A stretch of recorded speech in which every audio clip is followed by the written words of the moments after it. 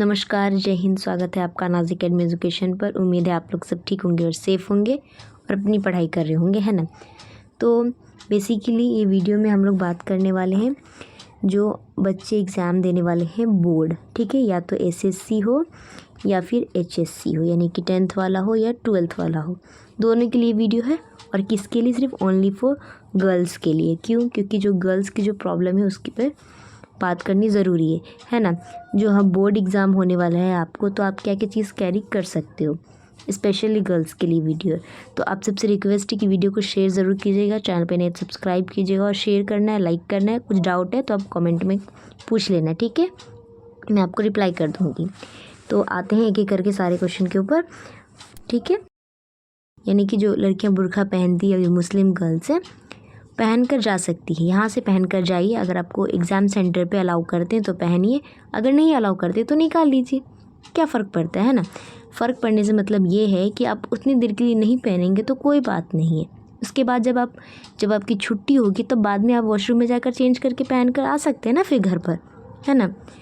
Okay. कभी कभी क्या होता है कि स्टूडेंट एग्ज़ाम लिख रहा होता है, बीच में चेकिंग आ जाती है, तो जो सेंटर्स होते हैं एग्ज़ाम सेंटर्स, वो पहले अलाउ कर देंगे, कोई बात नहीं पहन लो।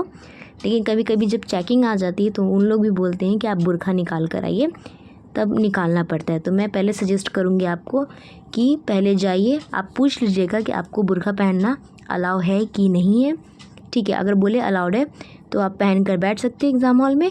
अगर नहीं बोले तो पहले ही निकाल लेना, इशू नहीं करना, पहले ही निकाल के बैग में रख लेना, ठीक है। क्योंकि देखो, जब आपको चेकिंग आ जाती है, कभी भी चेकिंग आती है ना, बोर्ड एग्ज़ाम में कभी भी चेकिंग आ जाएगी, तो फिर क्या होता है कि वो बीच में से आपको एग्ज़ाम, जब आप पेपर लिख रहे हो तो वहाँ बीच से उठाकर भेजता है कि जाइए और चेंज करके आइए, तो उसमें आपका भी टाइम वेस्ट होता है ना, इसलिए बोल रही हूँ। ओके। कुछ लोगों के मन में ये सवाल होगा कि क्या हम ये स्कार्फ जो होता है, दुपट्टा, हम उसको ले सकते हैं?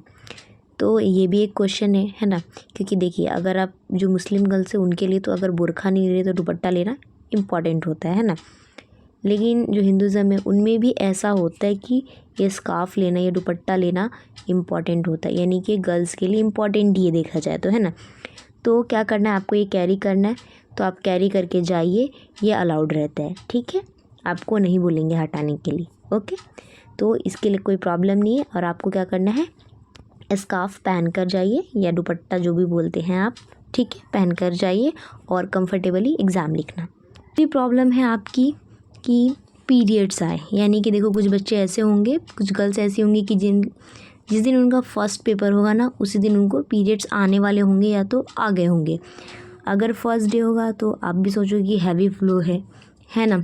तो हैवी फ्लो है तो आपको 2 लग रहे हैं या 3 लग रहे हैं तो आप कैरी करना, ठीक है। आपके पास बैग रहेगा, बैग के अंदर ब्लैक पॉलीथीन जो आती है उसके अंदर रख लेना, ठीक है, 2 या 3 जितना आपको लगता है, ठीक है। कि हैवी फ्लो है तो ज़्यादा चेंज करना पड़ेगा हमें।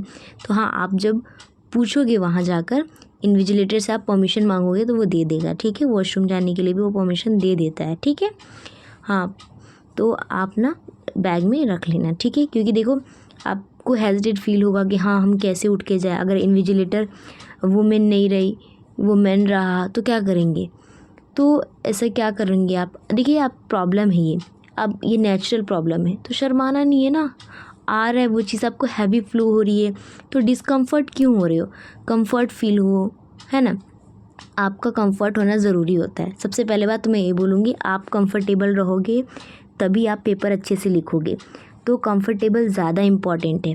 तो क्या करना है आपको, अगर इन्विजिलेटर मैन हो या वुमेन हो, उनसे आपको बोलना है कि मैं I go to the washroom, reason है वो आपको बता देना है, ठीक है। नो प्रॉब्लम, ऐसा कुछ नहीं, शर्माना वगैरह नहीं, ठीक है। आपको वहाँ बोल देना है। हाँ, ये रहेगा, वुमेन रहेगा तो आपके लिए ईजी है बोलना, लेकिन वुमेन रहता तो आपको लगता है थोड़ा हेजिटेट फील होता है, डिफ़िकल्ट होता है, राइट।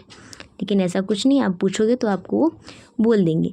हाँ, कुछ बच्चे ऐसा होगा कि हाँ, उनको लगेगा कि हमें आज ही आने वाला है पीरियड, तो क्या करेंगे, तो वो है ना, पहले ही कैरी कर लो, है ना, ताकि आपको बीच में उठकर जाना ना पड़े, इसलिए।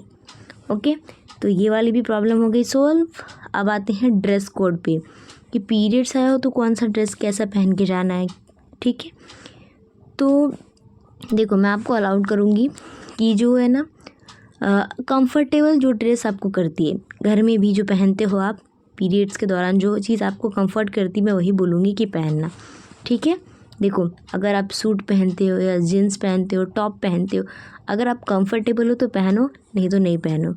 तो अब हम लोग ड्रेस कोड पे आ जाते हैं कि जिन बच्चों को पीरियड्स आई हुई है, लग रहा है कि आने वाला है, तो वो सोचेंगे कि वाइट कलर का ड्रेस नहीं पहनना, क्योंकि देखो अगर उसके स्टेन आ जाते हैं पीरियड्स के तो आपको हेजिटेट फील होगा, आपको शर्मिंदगी महसूस होगी।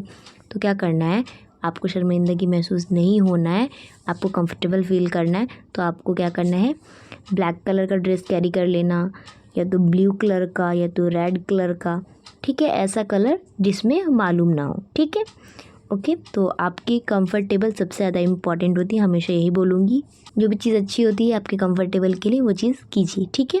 तो अब आते हैं हेयर स्टाइल पे, यानी कि आपको आपकी हेयर स्टाइल कैसे रखनी है।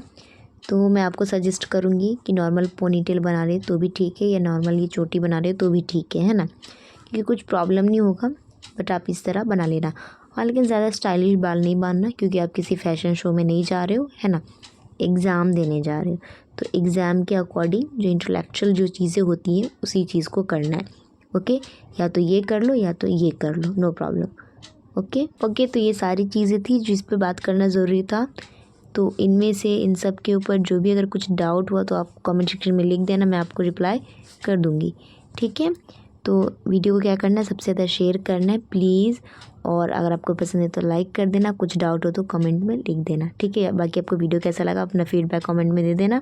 Okay, and all the very best for your board exam, दोनों के लिए, 10th वाले हो तो भी, 12th वाले हो तो भी, क्योंकि 12th वाले को ज़्यादा प्रॉब्लम नहीं होगा, क्योंकि वो एक बार ऑलरेडी इस चीज़ को फेस कर चुके होंगे।